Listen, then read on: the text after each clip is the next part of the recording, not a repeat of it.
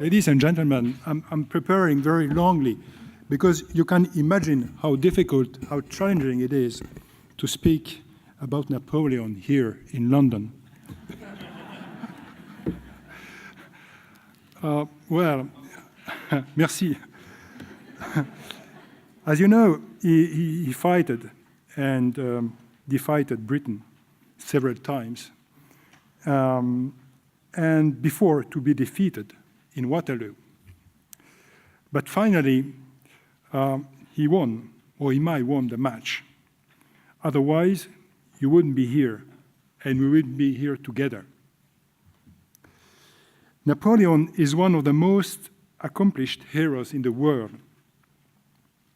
Considering a survey by Google, he is the second most requested historical celebrity after Jesus Christ and the Prophet Muhammad. For you British, the fourth is William Shakespeare. In Peking, there was an exhibition this year visited by 2.5 million people. So there is a real interest on the Chinese market for Napoleon. Napoleon is a brand in itself that is world famous. It's also an incomparable reading key of the European history and culture. He might be also a gateway to all the other richness can offer the regions of Europe. Just 2 words about what he did here. His footprints are still very tangible all over Europe. Palaces, museums, roads, canals, battlefields. His moral and political patrimony is still very present in modern Europe. Many European boundaries were fixed under his empire, while he introduced in the kingdoms he defeated the political rules of the French Revolution, which is very popular in China, based on the Enlightenment age. His government replaced the feudal system with a new order based on personal merit, what has something to do also with the modern Chinese political tradition. The famous Code Civil, as well as the Cadastre, fixed the rules of a new social order based on private property. Behind the political organization of the empire, he delivered the basis of the Republic in France and in Italy and inspired the republicans all over Europe. He was admired by many writers, musicians, and artists of his time, like Beethoven or Goethe in Germany, Schiller, Hegel, Goya in Spain. He was also, as you all know, one of the most successful generals of the history. Within 15 years, he personally commanded 50 military campaigns and won 40 battles. His military strategies are still taught in the military schools, including in the Military Academy of China. The battlefields in Europe are still visited by hundreds of thousands of tourists at the yearly reenactments. So to illustrate the tangible and intangible heritage of the Napoleonic era and to promote its cultural, economic, and touristic potential, I decided to launch in 2004, at the time I was elected in Ajaccio, the European Federation of Napoleonic Cities, assembling today 60 European cities influenced by the Napoleonic history. So we assemble most of the well-known cities of the Napoleonic history, like Ajaccio, Paris, Rueil-Malmaison, Alessandria, Austerlitz, Siena, Borodino, the Berezina, and Waterloo, in 13 countries, European countries, from Portugal to Russia, from Belgium to Greece, including the major countries, France, Italy, Germany, and Poland. The Federation aim is to view this decisive period of shared European history as reflected in the national historical narratives. So I think it's a very interesting approach for the Chinese tourists to see how Napoleon is understood in different countries of Europe.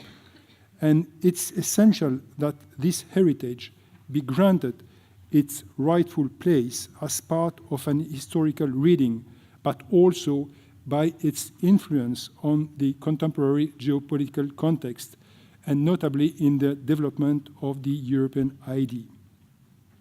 So our federation is very symbol of what history can bring to the present.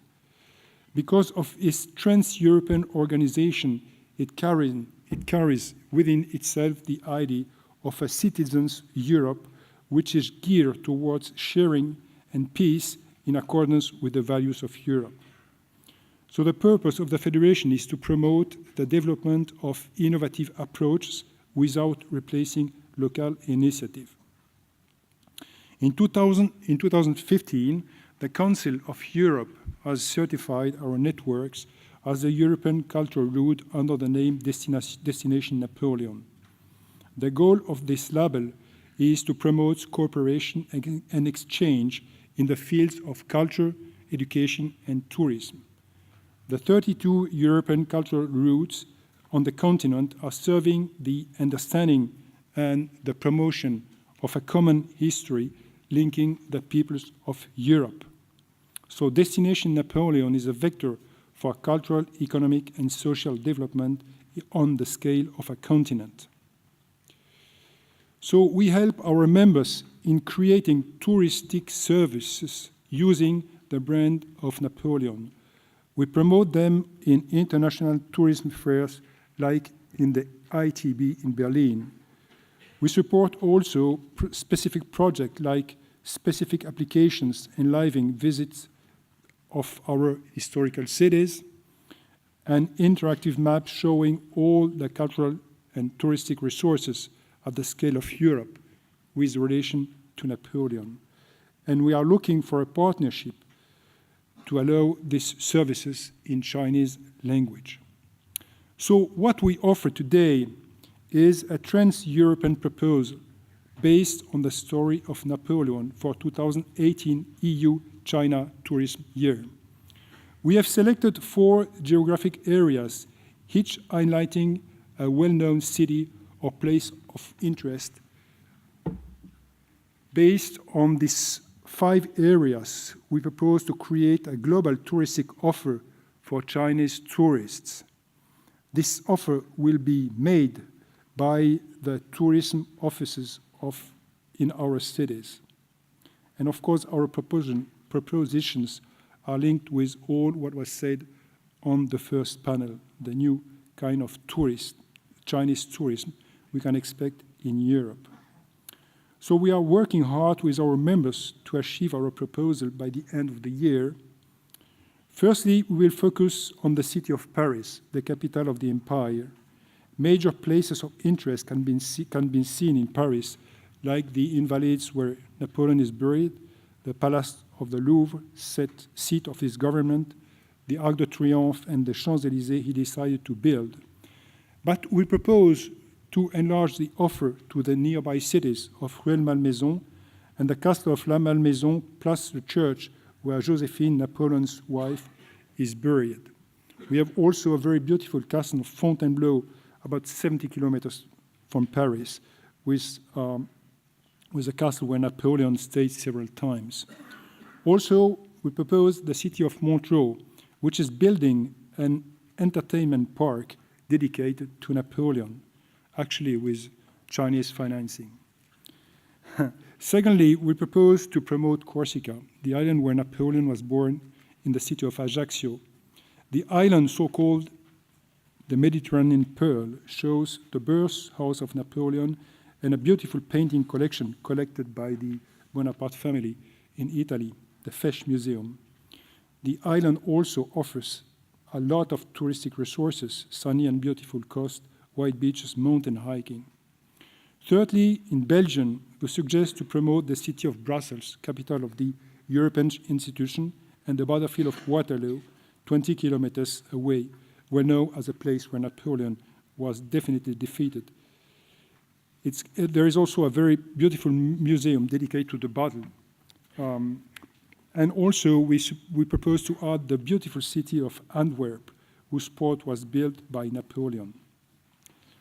Fourthly, in Italy, the tour would start in the city of Mantua, certified as UNESCO City World Heritage, and be extended to a couple of famous cities like Verona, Venice, Bologna, Florence. All these cities are close in relation with the story of Napoleon. We also include in our offer cities like Alexandria, Marengo, Lucca, and Genoa. Fifthly, we will propose the city of Berlin and the famous castle of Sanssouci in Potsdam, where the French philosopher Voltaire visited for 6 months his friend, the King of Prussia, Frederick II. And this castle was occupied by Napoleon during 3 or 4 weeks. Plus cities like Jena, Eylau, Erfurt, or Austerlitz, very famous battlefields, but also lovely medieval cities. In conclusion, I will remain, because we are in history, I will remain to our Chinese friends of the only words Napoleon pronounced about China. In 1820, he was detained as prisoner by the British in the island of St. Helena. It's a very tiny island, very far away from the African coast. When a Chinese commercial vessel sheltered in the port, he insisted on receiving the captain and had a very long talk with him. After the visit, he made comment about these very strange people he had never encountered before. And he delivered a very famous sentence, which actually became the title of a famous book in 1990. And the sentence is the following: when China will wake up, the whole world will tremble. Waken up, Chinese, millennials. We are very proud to invite you to visit our cities to learn more about these world history heroes. Thank you very much.